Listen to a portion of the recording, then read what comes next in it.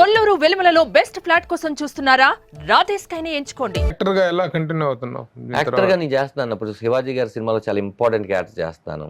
ఇంకొక అశోక్ గారు, పిల్ల జమీందార్ అశోక్ గారిది హిందీ సినిమా ఒకటి చేస్తున్నాను. ఉఫ్ అని చెప్పి లవ్ రంజన్ గారి ప్రొడక్షన్ లో చేశాను ఆల్రెడీ. అది సమ్మర్ లో రిలీజ్ ఉంది. నేను కాకపోతే ఏంటంటే వెకిలి కామెడీ ఫస్ట్ నుంచి నాకు వెకిలి కామెడీ అంటే చేసే వాళ్ళందరూ వెకిల మళ్ళీ అంటే తమ్ములేంచి పెట్టేసి అలా కాదు. వెకిలి కామెడీ అంటే నాది కాని కామెడీ, నేను చెయ్యలేని కామెడీ.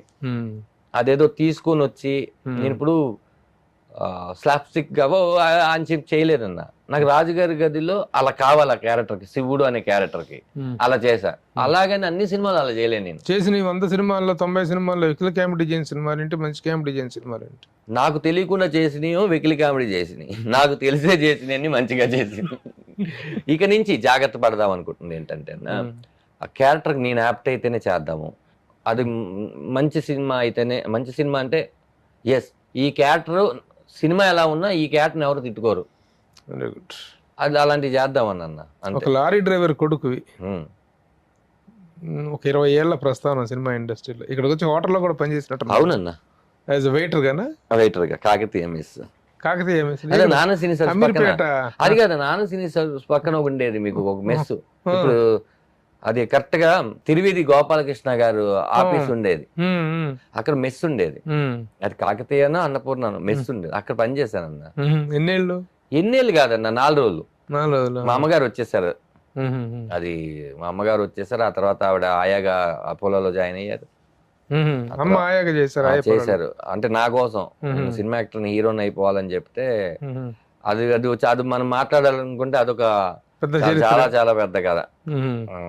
ఏది కూడా సుఖమైన జర్నీ చేయలేదన్న నేను, పడుతూ లేస్తూ.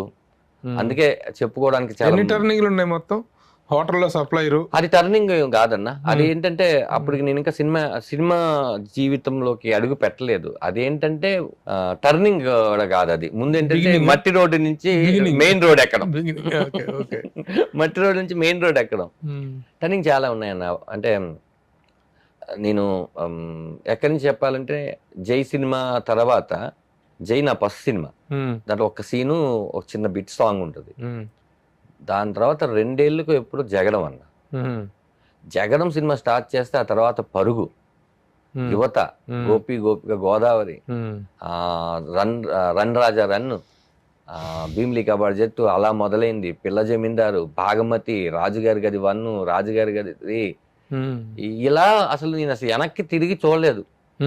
ఏది 1 రోజు 2 రోజులు క్యారెక్టర్లు కూడా కాదు, మళ్ళీ త్రోట్ క్యారెక్టర్లు. ఫ్రెండ్ అంటే అప్పట్లో 3 ఫ్రెండ్స్ ఉంటే 2 ఫ్రెండ్స్ ఉంటే ధనరాజ్ ఒక ఫ్రెండ్. ఇట్లా సినిమా చేసుకుంటూ టైంలో జబర్దస్త్. అసలు మేము అప్పటి వరకు సినిమాకి ఎంత ఇచ్చేవాళ్ళన్న, జగడం సినిమాకి మా అందరికి మాట్లాడింది, నాకు మాట్లాడింది 12,500 25 రోజులకి. అది 50 రోజులు చేశారు, 50,000 మన 25,000 ఇచ్చారు, డబల్ చేశారు కదా. అలా మాకు సినిమాకి ఇంత ఉండేది. ఇప్పుడు లా కాల్ షీట్ కాదు కదన్నా. అలాంటిది నేను హైయెస్ట్ గా సినిమాకి తీసుకున్నది 1,50,000 ఏమో అప్పట్లో. అలాంటిది జబర్దస్త్ అనేది ఒక హైయెస్ట్ పేమెంట్. అంటే మా సినిమా జర్నీలో కన్నా ఒక ఎపిసోడ్కి వచ్చే పేమెంట్ చాలా అధికం. అలాంటి సూపర్ మ్యాటర్, అలాంటి ఒక 75 ఎపిసోడ్లు. ఓకే, డబ్బులు వచ్చేస్తున్నాయి కదా, ఇంకేంటి, సరే ఓకే పొడిచేద్దాం. మ్యారేజ్ ఎప్పుడు చేసుకున్నావు? 2017 అన్న. 17లో?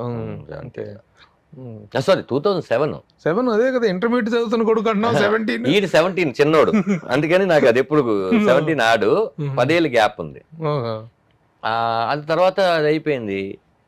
ఇప్పుడేమో సర్లే అని చెప్పేసి వేరే ఛానల్కి వెళ్ళాం. ఇక్కడ తీసేయడం అంటే అక్కడ చేస్తూ ఇక్కడ చేస్తే ఎక్స్క్లూజివ్నెస్ ఉండదు కదా అన్నారు. వాళ్ళు చెప్పింది నిజమే.